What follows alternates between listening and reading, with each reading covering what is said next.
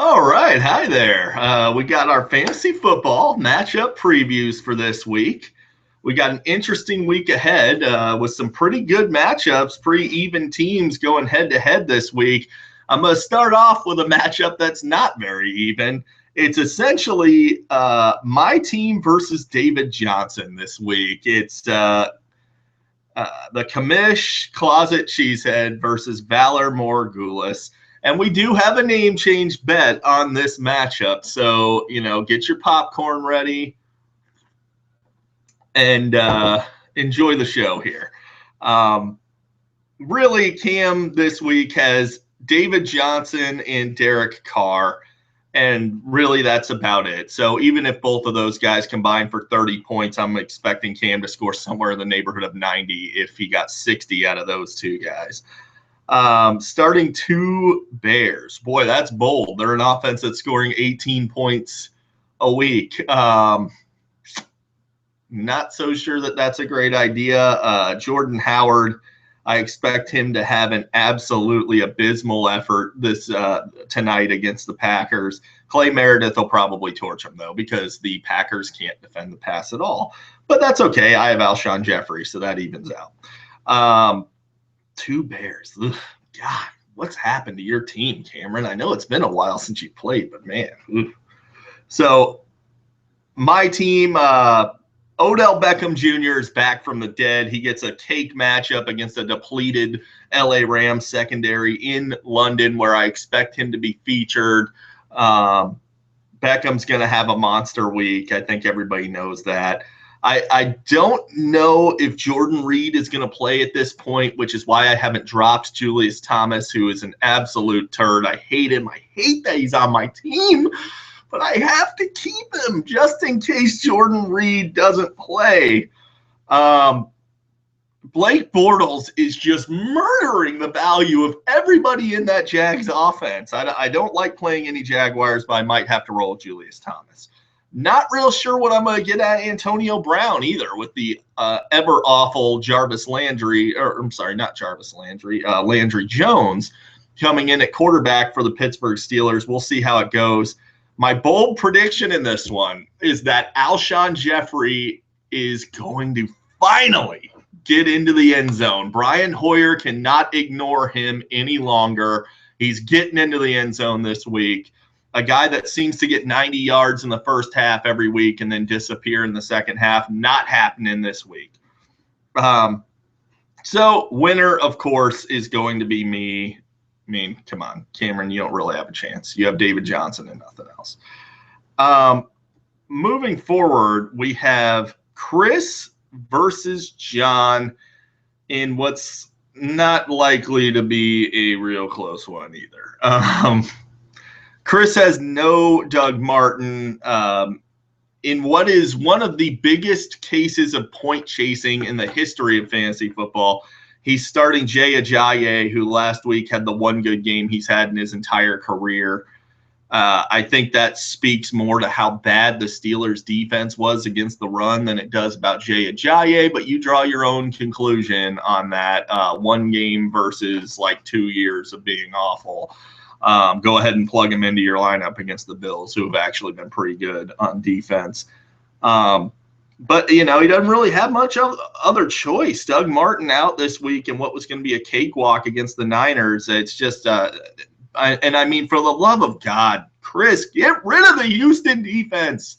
That is enough. They're awful without J.J. Watt. Nobody wants them. Nobody will pick them up. You can store them in free agency if you want. Just play the matchup for the year. I mean, it pains my eyeballs every time I look at your team and I see the Houston defense. They're terrible. As far as John goes, he's going to win this week. I mean, shocker, John's going to beat Chris. But I expect, you got to be at least a little concerned about Jordy Nelson and Brandon Marshall. Brandon Marshall especially, with Geno Smith taking over at quarterback and potentially Bryce Petty and Christian Hackenberg on the horizon. That is ugly. And they ain't going back to Ryan Fitzpatrick ever. And even if they did, he's horrible. My bold prediction in this week, though, is that Jarvis Landry is going to carve up that Buffalo defense and be the number one wideout in this matchup. That being said, John's still going to win because DeMarco Murray and Spencer Ware are going to have a field day. So John gets the W. So that's John's great team because he's too lazy to change his team name over Suicide Squad. Now, matchup number 3. We have Cheesehead versus Captain Caveman. So Tony versus Jared's god-awful team. Jared traded AJ Green this week. You needed wide receiver help, and you traded away your best wideout. Couple other things I take issue with here with Jared. You're carrying 5 Patriots. 5. Unless they turn into the 2002 Rams, you're not going to do very well with that. You're really limiting your potential to score. I get Brady and Gronk, but I mean, James White is not that good. He scored 2 touchdowns last week that were essentially walk-ins. He didn't really have to do much, and I don't expect that to continue. And I mean, Julian Edelman, God, I had him last week. I'm telling you, he's bad. If you watch the game at all, you know he's awful. That being said, Jared does have Melvin Gordon, who he traded AJ Green for, will probably do pretty well this week. And I expect Brady and Gronk to do what Brady and Gronk do. That being said, so Tony, LaShawn McCoy went down in practice. It's a mild to moderate hamstring injury. They're saying a strain, could be out a couple weeks. He's definitely not going to play this week. And this is what I was talking about with Tony. You have no depth. You haven't done anything to address your depth. You should have traded one of your superstars and gotten back 2 or 3 players. You just should have. Your old Mother Hubbard and only Duke Johnson's in the cupboard. It's awful. So despite having no depth at all, Tony felt it was a good decision to carry 3 quarterbacks, to hang on to Jason Witten, who, by the way, he's 100% healthy, and Dak Prescott's playing better quarterback than Tony Romo. Jason Witten's highest scoring game of the year was 6.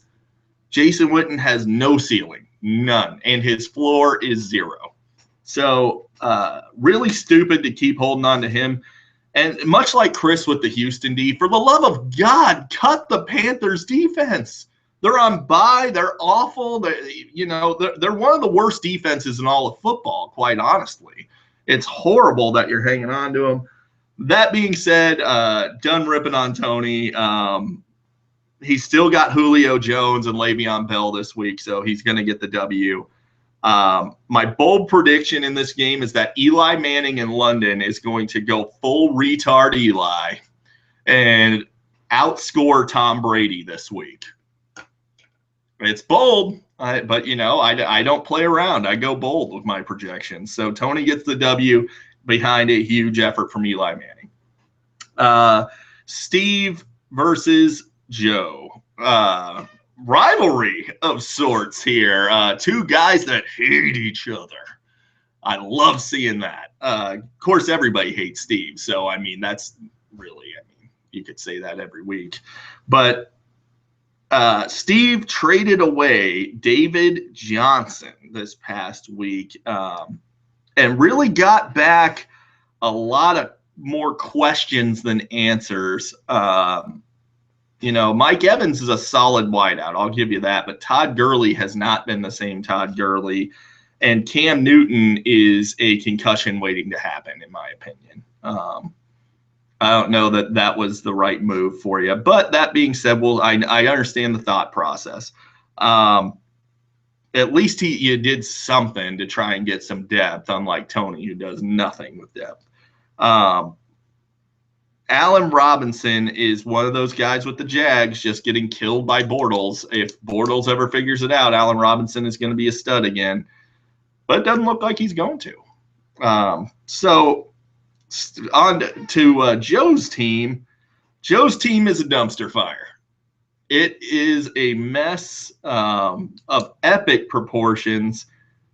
You should have traded Ingram. You should have shopped Terrence West this week after he had a couple big games in a row.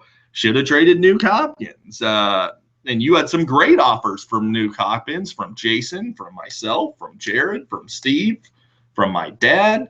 A lot of people went after Nuke Hopkins, and now he's not even playable. He's not even in your starting lineup. Maclin is going to get going this week against the Saints, though. And my bold prediction for this game actually involves a different wide receiver on Joe's team. I think that Jeremy Maclin torches the Saints, but I think Willie Snead has a monster game in not that great of a matchup against the Chiefs. I think Willie Snead, it's just a gut call. I'm going to say 100 yards and 2 touchdowns in this game from Willie Snead en route to my upset pick of the week. Logic says I should pick Steve's team, but I just can't bring myself to do it. So I'm going to pick Joe to get the W. So go get him, Joe. Jason versus my dad. So I hate cats versus follow the buzzards. Now, earlier this week, Jason had his team name set as Tony Sr. Loves Cats, which I thought was a great team name, but he decided to pull it down because people keep calling him Steve Jr., which isn't that far off, I got to be honest with you. So smooth pickup from Jason with Jacquizz Rodgers. Doug Martin out. Last week, or 2 weeks ago, rather, Jacquizz Rodgers had 36 touches in that game, which is monstrous. They're going to ride him to death against the Niners as well. Some good matchups for Jason with Ivory against the Raiders and Kelsey against the Saints, and, of course, A.J. Green against the Browns. But Jason's going to need to go dumpster diving for a wideout or make a trade because I don't think Travis Benjamin plays this week. And even if he does, he's going to draw Desmond Trufant and be a horrible matchup. Even though the Falcons have an exploitable secondary, he is not exploitable. So Jason needs a wideout desperately. My dad, what this is going to come down to for him is, can Aaron Rodgers get going? So Aaron Rodgers, Ty Montgomery, Mason Crosby, all going tonight. I don't know, man.